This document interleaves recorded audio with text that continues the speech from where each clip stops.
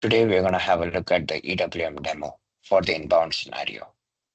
As you can see on the screen, we have four major steps in the inbound process.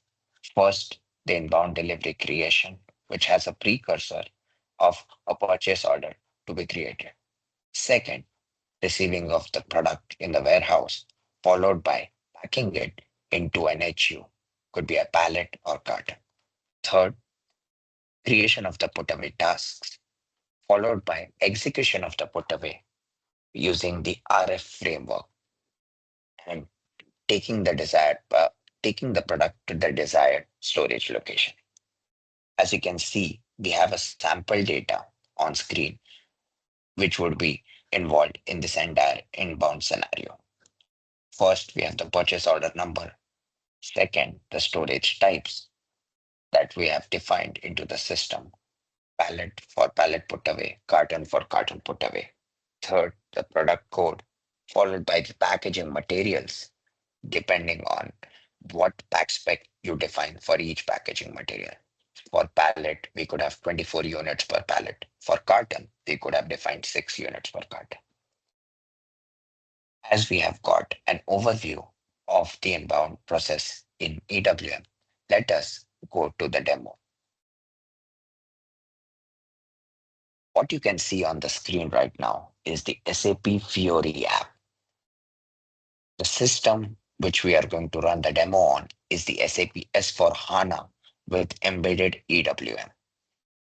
The SAP Fiori app is built for easier and interactive UI for the business users to execute their daily SAP transaction.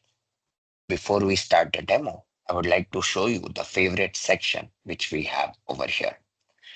The business user can create folders like I have created over here and group the transactions which I use on daily level based on my understanding.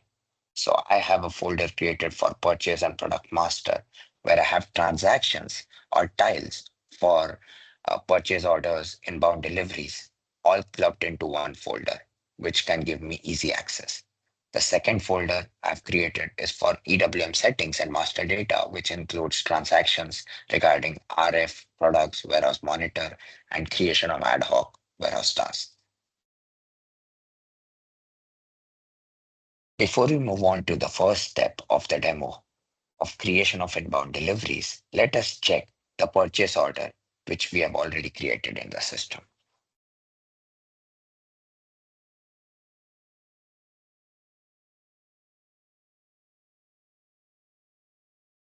As you can see on screen, I have retrieved the purchase order, which has been created by me. It has one line item for this material. As you can see, 72 eaches of this product have been ordered, and the delivery date is 17 September. Now, how much pallets do these 72 eaches convert to? Let's have a look.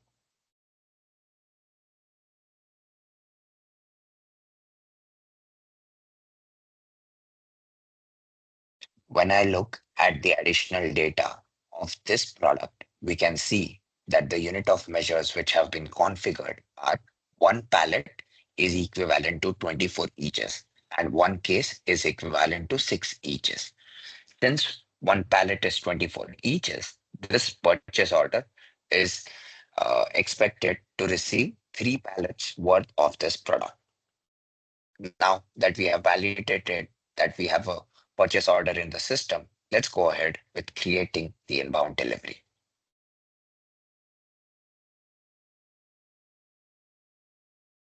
I click on the create inbound deliveries tab.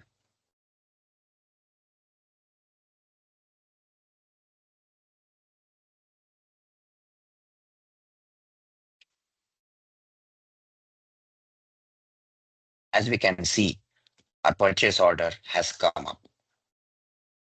Once I click on my purchase order, we can see that there is one item for which I'm going to create a delivery.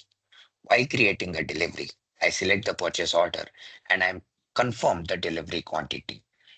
Here, if we have any discrepancy in the delivery quantity with respect to the purchase order quantity, we can reduce or increase the delivery quantity before creating of the delivery. Second, we have space for ASN number to be entered. This can be done in two ways. Either the vendor has an ASN setup wherein he sends an advance shipment notification ID to the warehouse and you can key in that number, or once the product has been received into the warehouse, you can create an advance shipment notifications number of your own. So right now I'm keying in an ASN number. I've selected the purchase order. I confirm that the delivery quantity is same as the per PO quantity, and I go ahead with creating the delivery. The delivery has been created. As you can see, these are the details of the existing delivery. So I'll take note of the delivery number.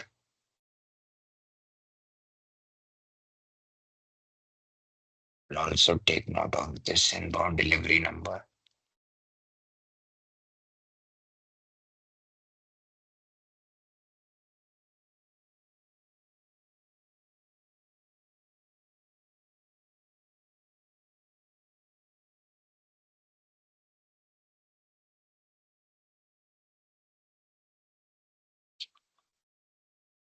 So once we have taken note of the delivery number, we can have a look at this delivery separately.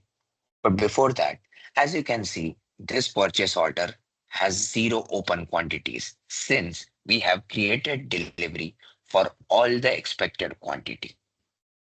So this is just a pendency quantity. For all the 72, we already have delivery in place.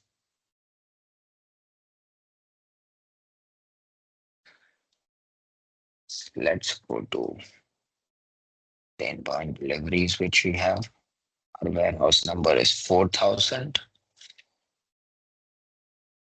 As we know, our inbound delivery is 1410. We have that inbound delivery over here. The delivery, it has not started. Nothing has been started. So when I open the inbound delivery, as you can see, currently there are no HUs available. You can also try to look at the handling units in this section. And it says this delivery does not have any handling units. So let's go ahead with packing the products in the HU after we have received it in the warehouse. We click here on the pack automatically button and the automatic packing was successful. Now you can see the HUs created. As discussed earlier, we were expected to receive 3 pallets worth of the product, each of 24 eaches. Now these are the 3 handling units or the pallet IDs which are created for the total products which are received. Let's take note of this handling unit for our further process.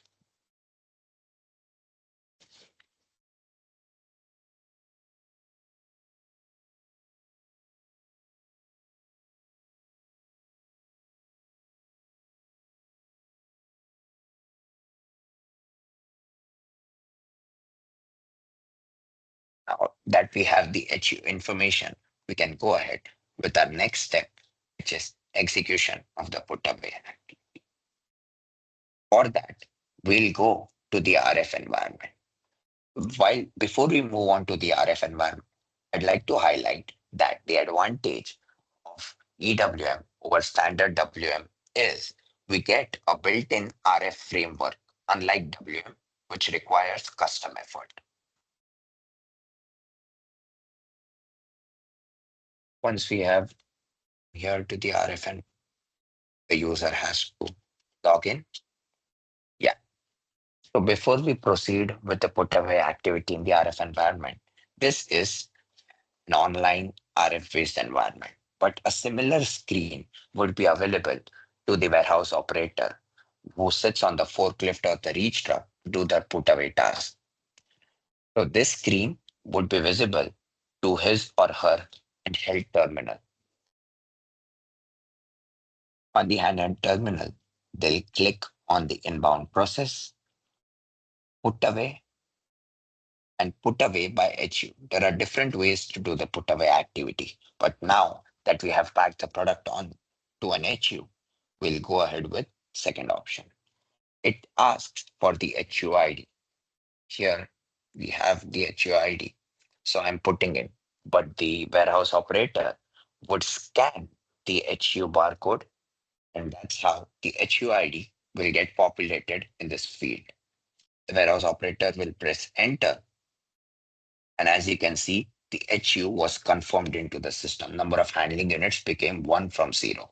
Next up, they'll click on guided, wherein we are saying they'll do a guided put away. The next screen pops up. To complete the put away process, the operator has to confirm the HU which they are trying to put away.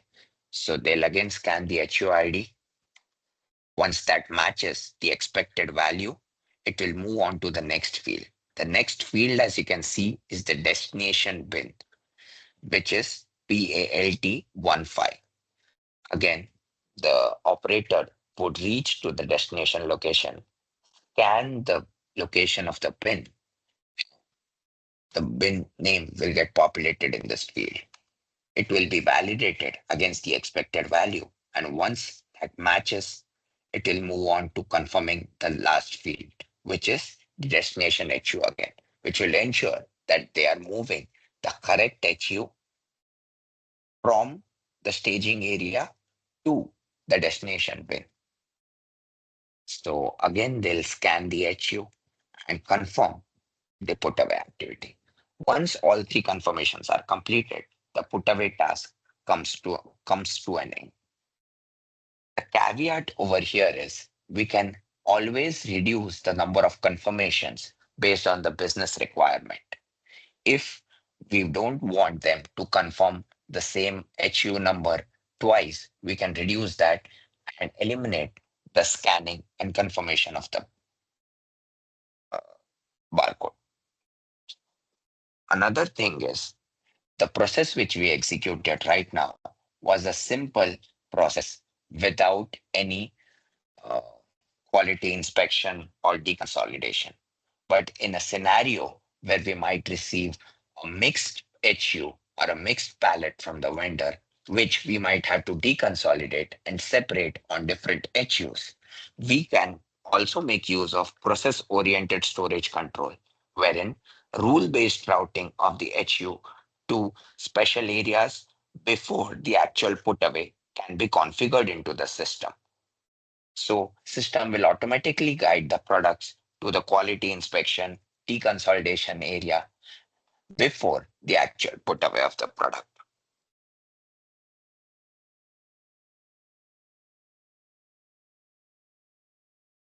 As we can see, we have completed all the 4 steps which were part of the inbound scenario.